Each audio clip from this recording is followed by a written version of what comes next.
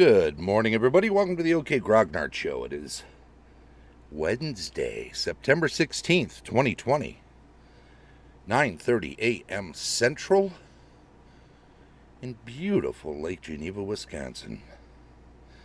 Starting to get a little hotter today, I guess. Getting up close to 80. I don't want to complain. We've had quite a hot summer already. I was kind of enjoying the cooler weather. Nevertheless, it's been several weeks since our last tornado, and we don't have any wildfires here yet, and no earthquakes. It's not flooding, and could be worse. But it is Wednesday, and that means it's campaign discussion day. And today, I've been spending a lot of time lately with the first edition Advanced Dungeons and Dragons Dungeon Master's Guide. And today will be no exception. Because today, we're going to have a look at another one of the appendices, which we've also been looking at a lot lately. They're so damn useful. And Appendix C, in this case, is for random monster encounters. It's actually quite big. There are 20, roughly, pages in Appendix C, so let's jump right in. We're going to kind of look through it as we go, but we're also going to make some comment on it and talk about how we use it in campaign. Obviously, if you have a homebrew setting, you've probably taken the time, if you run old school games, to create regional wandering monster tables, or you have some idea in your head of what can be encountered in a given area, so you're cognizant of what players might happen upon, and maybe that's enough. Maybe that is in your head your way of dealing with random encounters. On the other hand, there's something to be said for the wildness, especially when out in the wilderness, to roll up monsters using the complete width and breadth of potential creatures from the game that you're running. And if it happens to be first edition D&D, then you've got the Monster Manual, you've got the Fiend Folio, you've got Monster Manual 2, and you can find big tables at the back of the Monster Manual 2 that include information on all 3 tomes, since that was the third one that was put out. What you have in the first edition DMG Random Monster Encounters will just include stuff from the original Monster Manual. And don't forget, you also have third-party sources back then, such as Judges Guild and Mayfair's Roll Aids, and some serial number filed off various companies. Plus, you had some fanzines, and of course, you had the regular magazines and creature features from those, so out of TSR. So there were a lot of things. Hey, Losso, man, good to see you, buddy. Thanks for popping by. I'll include you in our regular weekly list. Hey, don't forget, I don't know what you're up to in the couple of weeks, but if you're thinking about Greyhawk Con, sign on up and make sure you got like 2 weeks left. I think the 28th of September is the cutoff for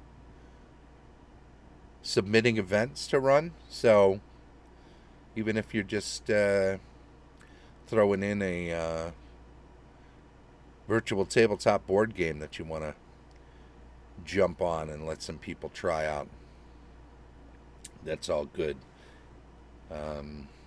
I'm definitely going. I'm probably going to mostly play because I'm not a Greyhawk DM to start with, but also I've got other stuff I'm working on for the Autumn Revel, which is the week after that, and of course Gamehole Con coming up. As you know, more of a participant at this point. Sure, absolutely.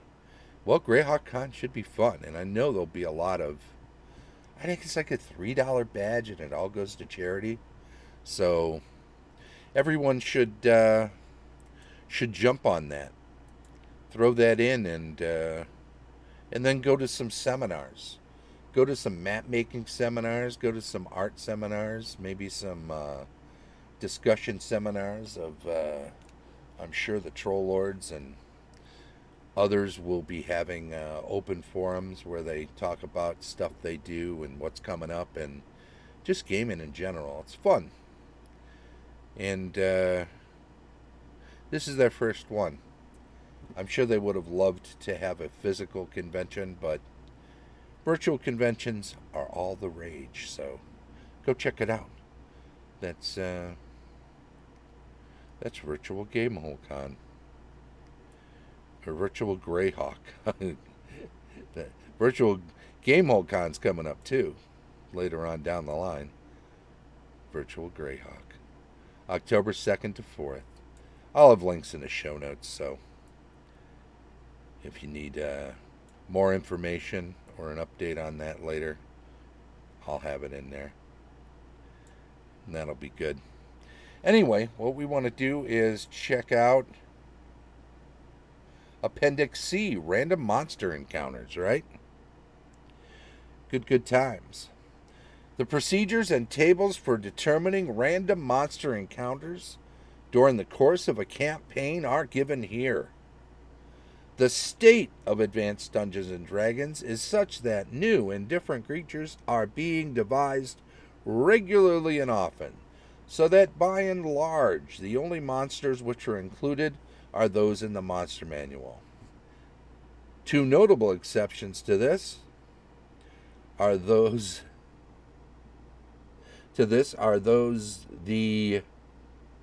Mesodemon and Nycadaemon, which are found in the AD&D module D3 Vault of the Drow, TSR Games Incorporated. If you do not have this module, simply ignore the results, calling for these monsters and roll again. It is quite possible that at some future time, a new edition of this work will be updated to include all of the recognized AD&D monsters. You may do this for yourself now and include your own favorite creatures at the same time by finding the experience point value of such monsters and equating them to those already found herein.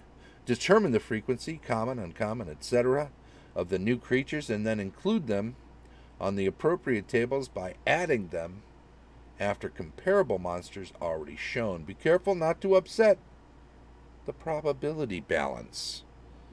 Well, balance, eh? Okay, if you say so. That's an interesting thing. We don't talk much about balance when we talk about first edition D&D because a lot of people believe it doesn't exist, but it was there in its own way. Let's not forget that wargamers that were creating these things back in the day were used to two types of scenarios. Basically, the simulationist recreation of an existing battle wherein it could very well be lopsided. It certainly wasn't created with balance in mind because they were emulating existing forces and throwing them against one another. But the other types of war games included made up scenarios, either completely fictitious in regard to the participants and right down the line, or at least insofar as using existing real world troops and such and putting them into fictitious battles and trying to create scenarios that were balanced enough that people would want to play both sides rather than just say, well, I'm not going to play that. This force is going to clobber that force. If you couldn't get somebody who would say the opposite in regard to the other side, then probably not a balanced scenario. Anywho, when it came to RPGs, they were definitely thinking about some balance. They certainly did not want to create a game where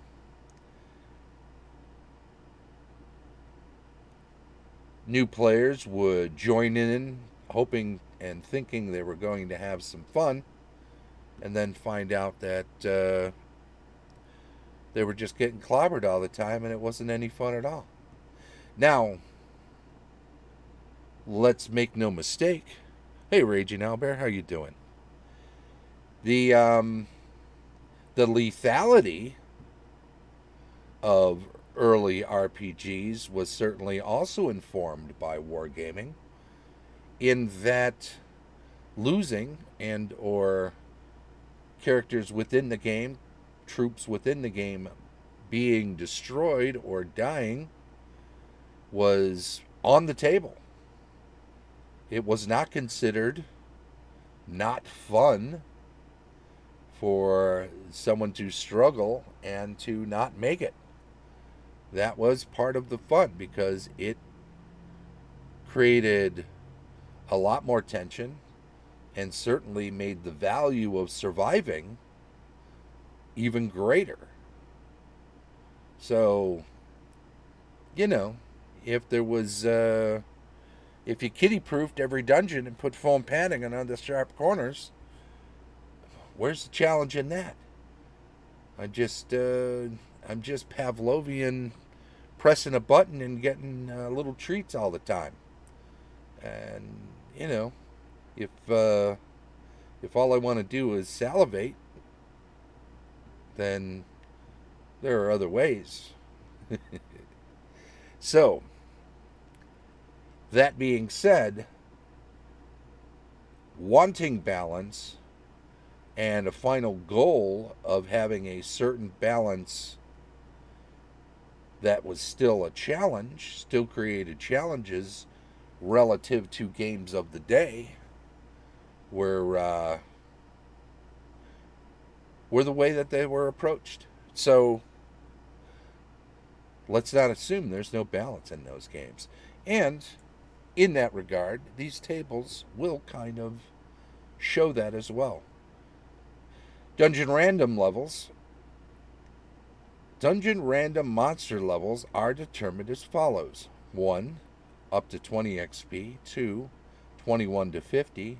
3, 51 to 150. So on, and so on, and so on. So, the balance is baked right into the experience one can expect to gain from the creatures one can expect to potentially run into at various levels of the dungeon. Random monster tables are included for the following types of encounters: dungeon encounters, dungeon random monster level determination matrix, monster levels 1 to 10, human subtable, character subtable, dragon subtables by monster level. So those are the dungeon encounters. They also have underwater encounters, astral and ethereal encounters, psionic encounters, and outdoor random monster encounters. We will focus mainly on this first, dungeon encounters, and eventually outdoor random monster encounters. Although this may take more than 1 week. We're 15 minutes in and we're just barely scratching the surface here. But let's have a quick overview here of the outdoor random monster encounters, which includes patrols, which happen in inhabited areas, outdoor random monster encounter tables, Arctic conditions, subarctic conditions, temperate and subtropical conditions, uninhabited/wilderness areas, and subtables which have demi-human, dragon, frog, giant, humanoid, lycanthropy, men, snake, sphinx, spider, undead. We're going to look first. Oh, and that continues. Temperate and subtropical conditions, inhabited and or patrolled areas. Temperate conditions vary in sylvan settings. Pleistocene conditions. Subtropical to tropical conditions, prehistoric setting, age of dinosaurs. Tropical and near tropical conditions, uninhabited/wilderness areas, and the Sphinx subtable. There's also a section on waterborne random monster encounters. These are above, and of course we read earlier there was underwater encounters, which are below the depths. We may overview those as well, but I think the main dungeon encounters and outdoor random monster encounter tables are what we'll focus on mostly. There's also an airborne random monster encounters table. Procedures. When a random encounter is indicated by a periodic check and you do not have an encounter table specifically devised for the area, roll a d20.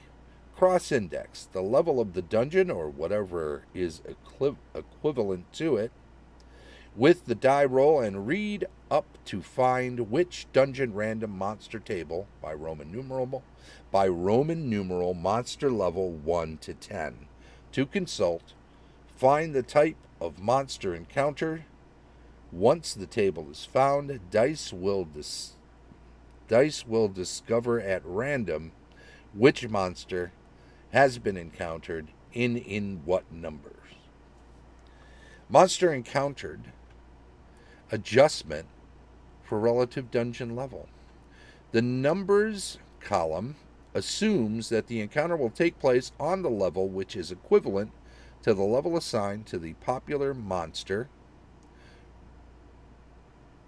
dungeon random monster level determination matrix. In order to adjust for the difficult conditions on lower levels of the dungeon and the relatively easier ones above, use the following rules.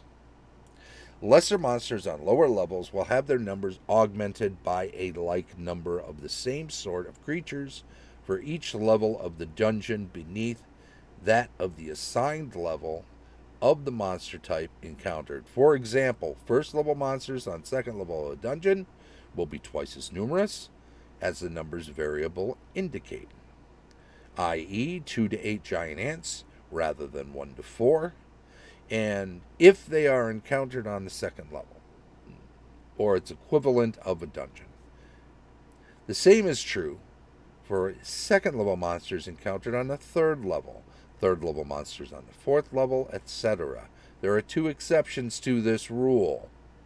Number 1, characters are increased by level of experience rather than numbers encountered, as indicated in the dungeon random monster table notes. 2, 9th and 10th level monsters are typically given attendant monsters rather than greater numbers. In lower dungeon levels, a demon prince encountered on the 11th dungeon level might have a single type 1 demon attendant. On the 15th level of the dungeon, the same demon prince might have 5 such lesser demons or a pair of type 3 escorts. Greater monsters on higher levels will have their numbers reduced by 1 for each level of the dungeon above their assigned level, subject to a minimum of 1. Example, 1 to 3 shadows are normally encountered on the 4th level of a dungeon, as shadows are 4th level monsters. A maximum of 2 can be encountered on the 3rd level and but 1 on the 2nd level. 4th level monsters cannot be encountered on the 1st level of a dungeon. Hydras, for instance, will have fewer heads, while creatures with attendants will have fewer or none at all on the lesser numbered levels. There you go. In a nutshell, dungeon random monster level determination matrix requires a d20. As you can see, the equivalent level of the dungeon. First, second to third, fourth, fifth, sixth, 10th and 11th are paired. 12th and 13th, 14th and 15th, 16th level and down. Go even further. We've got monster level table, which will be consulted, 1 through 10 across the top, and you roll your 20-sider if you're on the first level, 1 to 16. You consult the first table, 17 to 19 the second table, 20 the third if you're on second or third level, 1 to 12 just the first table, 13 to 16 second table, 17 to 18 the third table, 19 the fourth table, and 20 the fifth. So you're really expanding rather quickly as you go down to second and third. Second and third, fairly equal.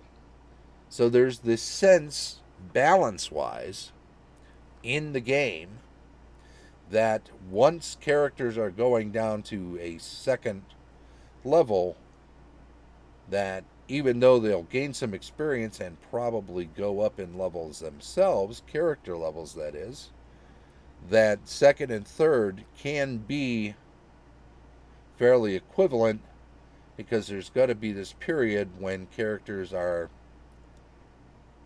toward the end of second level, in character level, third, fourth, fifth, are gonna be able to handle a lot of the same things. And this is reflected by having second and third equivalent level of the dungeons paired up fairly early on. Once you get beyond that, they really start ramping it up, fourth level and above. So be aware of that. Just watching myself bang the microphone back on the delayed stream. Anywho, we've looked through all of this, and now we're looking toward the various Roman numeralized, it's a word, it is, Roman numeralized monster level, Dungeon Random Monster Tables Monster Level Roman numeral 1. Notice now they're using percentage dice for these. And off to the side, off to the right side, there's a column for the numbers appearing. Notice about halfway down, a little past, you see a human subtable, which you have to consult separately. That's from 34 to 48. Notice, too, you've got 1 asterisk, 2 asterisks for halflings, 1 asterisk for badger. On the badger, not encountered below second level, so they are not deep diggers or dwellers. Treat as a roll of 29 to 33 hobgoblin thereafter. See, that's below the halfling there. And halfling itself with 2 asterisks, not encountered below fourth level.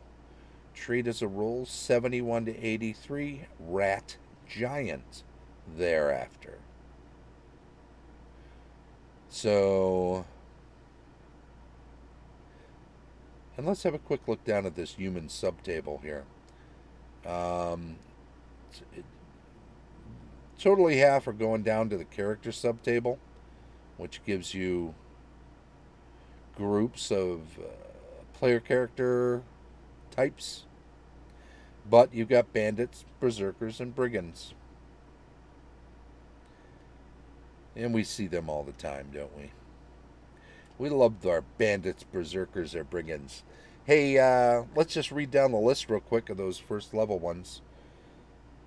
Ant, giant, badger, beetle, fire, demon, mains, dwarf, ear seeker, elf, gnome, goblin, halfling, hobgoblin, human subtable, as we said, kobold, orc, piercer, rat giant, that is giant rats, rotgrub, shrieker, skeleton, and zombie.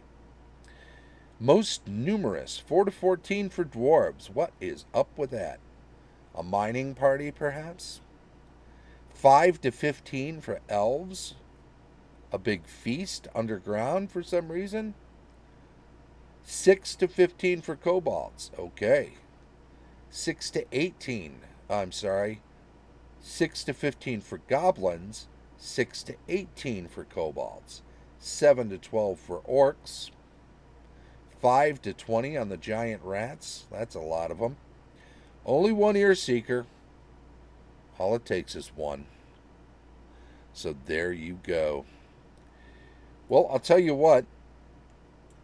We can move on with some details on this table here, character subtable. Next time, we will definitely be at it for quite a while, going over these things and discussing magic treasure for characters encountered, all of this stuff. Scrolls, magic items, all sorts of stuff can be found on character types. And that's good too, because it's good to know in advance what sort of treasures they might be carrying, in case they may well be useful when in encounters with player characters. That is not to say that they have to be at odds with them, that they have to be enemies, but if there is a group of NPCs, character class NPCs that are down in a dungeon, they may have something useful that can be traded for or purchased from them. Perhaps they're on their way out and they have something on them that they picked up as a treasure somewhere, and why go back to town with it and try to sell it there when you've got a ready audience right here? You've got your market coming to you. So, having those things on these character classed human encounters, and it says human subtable, but this is not to say that these cannot be of the various PC races as well. Although elves and dwarves and halflings are all on this table as separate encounters, you can also look to this character subtable and have some leaders amongst. All these elves can be typical elves, but you can have one or two that are character classed to make it a little more interesting. And think of the rest of them as henchmen and whatnot. So lots of options, and you should keep those in mind and just look to balance it with. And I should say something too. Hey, Lexfire, how you doing? The